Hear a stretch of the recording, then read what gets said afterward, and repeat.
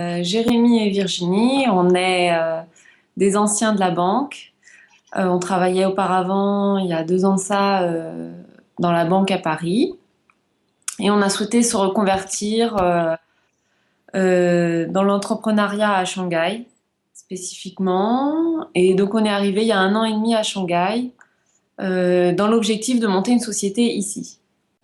Au niveau de nos parcours, alors avant la banque, moi j'ai un profil école de commerce sur Montpellier. Et puis voilà, bon après des expériences dans le secteur oui, financier et bancaire. Et puis j'avais une expérience d'entrepreneuriat juste après mes études euh, qui a assez rapidement pris fin. Et donc voilà, donc retour à la création d'entreprise il y a un peu plus d'un an et en Chine euh, pour, euh, pour agrémenter le tout d'une petite dose d'exotisme.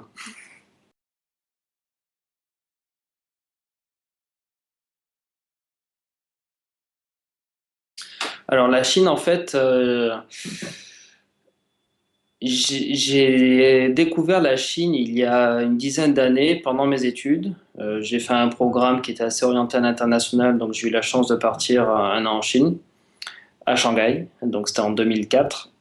Et j'avais passé plutôt un très bon séjour, c'était assez intéressant, culturellement, personnellement, humainement, enfin c'était vraiment très, très sympa. Donc voilà, j'avais gardé un bon souvenir de cette expérience. Bon, c'était pendant le cursus universitaire, donc ça, on va dire, ça reste assez léger. Et donc voilà, donc après, je m'étais dit pourquoi pas revenir, en tout cas en voyage. Donc avec Virginie, on est venu en touriste il y a un peu plus de 3 ans. Donc on travaillait encore à ce moment-là et on était venu donc pour un voyage. Et puis voilà, moi j'ai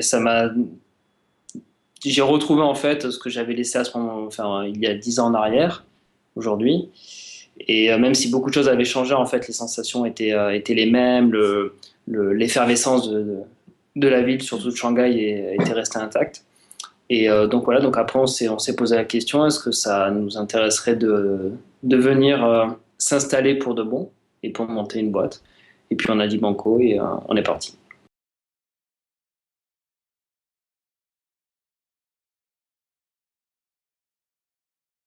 L'entreprise qu'on a montée donc il y a 1 an et demi, euh, distribue donc des produits d'hygiène féminine, produits qui étaient à notre grande surprise quand on est arrivé à Shanghai, qui n'étaient pas disponibles du tout ici, qu'on trouvait pas. On distribue notamment des tampons avec applicateur, tampons hygiéniques avec applicateur, et ce sont des produits qui sont vraiment introuvables en Chine, même à Shanghai. D'où l'idée d'essayer de monter une boîte voilà, dans ce domaine-là et pouvoir distribuer ces produits et qui sauve entre guillemets une partie de la communauté expatriée au moins qui blindent leurs valises de boîtes avant de venir ici. Et donc on a ensuite créé une marque, Wishu, donc qui est notre propre marque, qui est déposée en Chine et en France. Voilà, donc marque d'hygiène féminine en général. On a donc les tampons avec applicateur, 3 tailles et des lingettes intimes.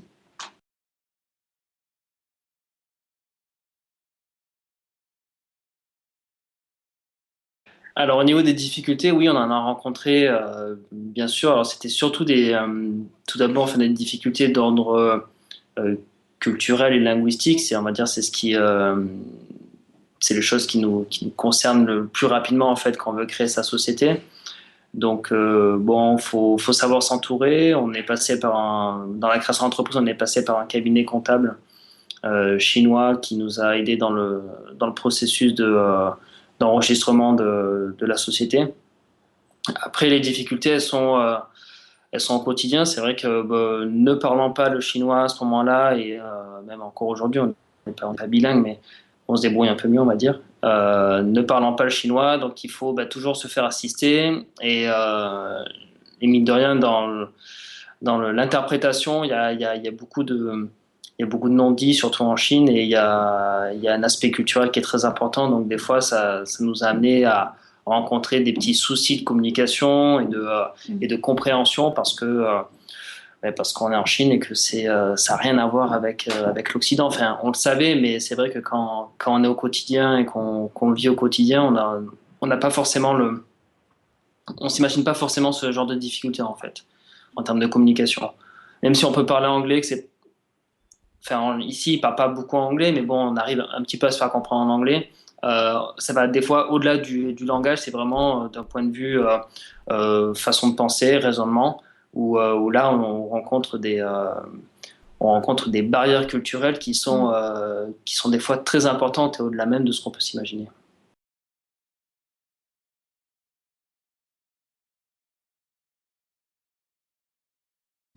C'est assez difficile à comparer parce que les statuts sont pas les mêmes. Quand on est en Chine, on te fait très rapidement savoir que t'es étranger et que du coup tu rentres dans une case différente où tout sera plus difficile et plus cher. Donc ça, que ce soit pour l'entreprise ou un peu n'importe quel cas, ça sera valable. Par rapport à l'entreprise en France et la création d'entreprise, pour bien connaître le sujet, parce que quand on travaillait dans la banque, on était dans les services entreprises, le process est plus long en Chine. Euh, il y a plus d'étapes et il est plus coûteux dans le sens où avoir une société en tant qu'étranger en Chine, c'est un statut particulier.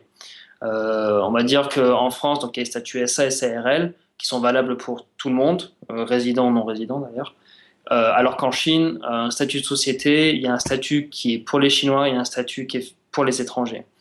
Et ce statut pour étrangers de société impose par exemple un capital qui est assez élevé. Donc il faut une forme de sélection à la base sur les créations de sociétés. Et déjà, faut avoir le capital et aussi le process est beaucoup plus long parce qu'il demande des documents.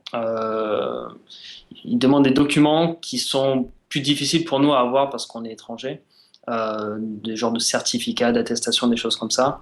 Alors que quand on est chinois, c'est pas un souci, c'est des documents qu'ils ont tous, alors que pour nous c'est plus compliqué. Et surtout qu'il faut les chercher en France.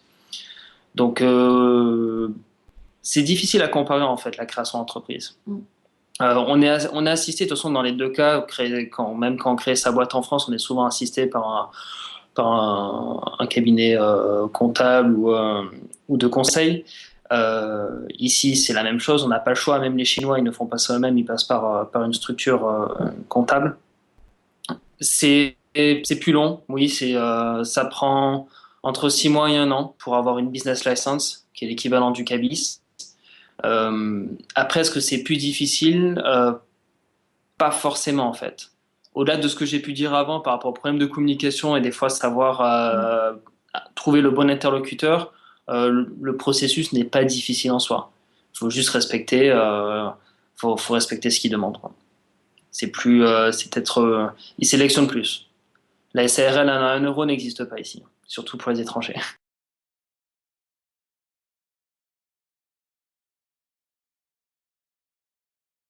Là, notre société, enfin, par rapport aux produits qu'on distribue, la marque, etc., a vraiment existence parce qu'on est en Chine et parce que c'est un marché sur lequel on ne trouve pas ce genre de produits.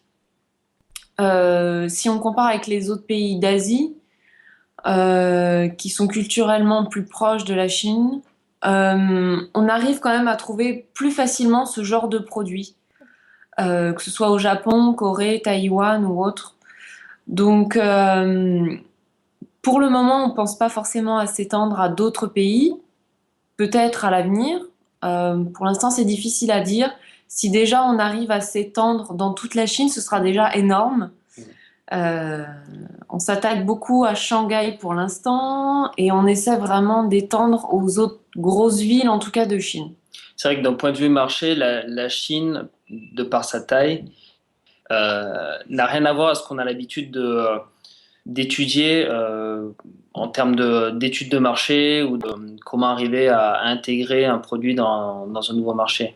La Chine, c'est combien? C'est 17 fois comme la France, c'est plusieurs langues, genre il y a 7 langues officielles, il y a 40 dialectes, enfin c'est énorme. Donc ça veut dire en fait à chaque fois qu'on parle d'une région de Chine, c'est comme si on parlait d'un nouveau pays. Donc quand on aborde un marché comme le marché chinois, il ne faut pas l'aborder comme un seul pays, comme une seule entité, en se disant on va appliquer ne serait-ce qu'une communication, une forme de distribution, on va dupliquer cette distribution sur notre province. On ne peut pas se permettre de faire ça. Donc en fait, il faut qu'on réfléchisse la Chine presque comme c'est un continent à chaque fois, et il faut donc reprendre à zéro si on veut se développer sur de nouvelles villes ou de nouvelles régions.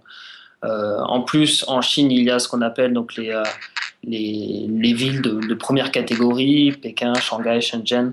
Après, il y a les villes de second plan, qui sont des villes à plusieurs millions d'habitants, mais qui restent dans leur développement en phase de développement et avec une classe moyenne qui est en train de grandir. Et puis après, il y a des villes de troisième plan. Donc, intégrer chacune de ces villes nécessite des stratégies différentes. Donc déjà, si on arrive à se cantonner à la Chine et arriver à maîtriser en tout cas les régions les plus intéressantes du marché chinois, ça nous suffira.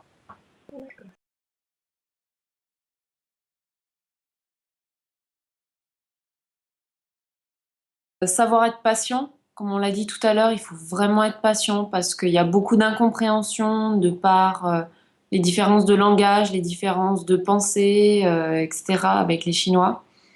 Donc il faut vraiment être très patient, que ce soit patient en temps parce que la création d'entreprise, ça prend du temps ici, plusieurs mois, et être patient, je vais dire, par rapport au comportement des Chinois auxquels on n'est pas habitué. Euh, Ils n'ont pas peur de vous dire non quand c'est oui ou de vous dire oui quand c'est non, avec toujours un grand sourire, alors que on n'a pas l'habitude de fonctionner comme ça, quoi, en France. Enfin, en France ou même en Europe, je pense, en général. Ça, ce serait donc le premier conseil. Le deuxième conseil, ce serait qu'il faut quand même tenter l'aventure, hein. Faut pas avoir peur. Au pire des cas, on peut perdre de l'argent, même si l'argent c'est très important. Mais on n'a on n'a pas beaucoup plus à perdre en fait que de l'argent. Au contraire, on a de l'expérience à gagner. Et au-delà de l'expérience, c'est une aventure quoi à vivre. Donc il faut y aller. Moi, au niveau des conseils par rapport à la notion de temps, le temps, la notion du temps est vraiment différente en Chine en fait. Et moi, par rapport à cette notion-là, je dirais en fait, on a tendance à penser de la Chine comme un Eldorado, pardon, où les choses vont arriver vite, où on fait des fortunes rapidement dans un claquement de doigts, ce qui est bien sûr complètement faux. Il y en a, tant mieux pour eux, mais il y en a très peu. Ça prend beaucoup de temps pour s'installer, pour se faire un nom et pour atteindre son point mort. On sait que dans un business plan classique, on atteint ce moment critique sous 2, 3 ans. C'est encore plus valable en Chine et des fois on ne s'imagine pas, mais ça nécessite encore plus d'investissement en fait que monter une société ailleurs. Donc il faut avoir également les reins solides pour arriver à tenir et pas se dire je vais arriver en Chine, je vais monter un business et en 6 mois c'est bon, c'est plié, j'ai fait fortune. C'est ce que je souhaite à tout le monde, mais ça se passe pas comme ça. Donc, euh, donc voilà, prendre le temps et savoir s'entourer. Savoir s'entourer des bonnes personnes, bien sûr, mais savoir Développer un développer son réseau, réseau, ouais. pas uniquement dans le domaine dans lequel on travaille. Il faut vraiment, voilà, avoir des contacts dans tout type de domaine. Mm. Parce qu'un jour, ça pourra toujours servir, ou ce contact-là aura lui-même un contact qui pourra nous servir. Ce qui est vrai, c'est que faire des affaires, on développe des opportunités au quotidien, en fait. On va dire, on a un cœur de métier, qui fait vivre, mais à côté, on est souvent sollicité en fait pour faire d'autres choses qui ont plus ou moins un rapport avec ce cœur de métier. Donc, il faut savoir saisir ces opportunités-là, mais également savoir s'entourer pour pouvoir justement les exploiter et pas les laisser filer. C'est un peu aussi la manière de faire du business ici en Chine. Les Chinois sont rois là-dedans, c'est-à-dire ils arrivent à faire du business sur tout et n'importe quoi, et même sur des secteurs qui ne les concernent pas du tout. Donc, faut être attentif, un peu opportuniste, mais surtout savoir s'entourer pour que si des fois des opportunités se présentent, arriver à y répondre. Et c'est ce qu'ils font et ils font ça très bien. Mm.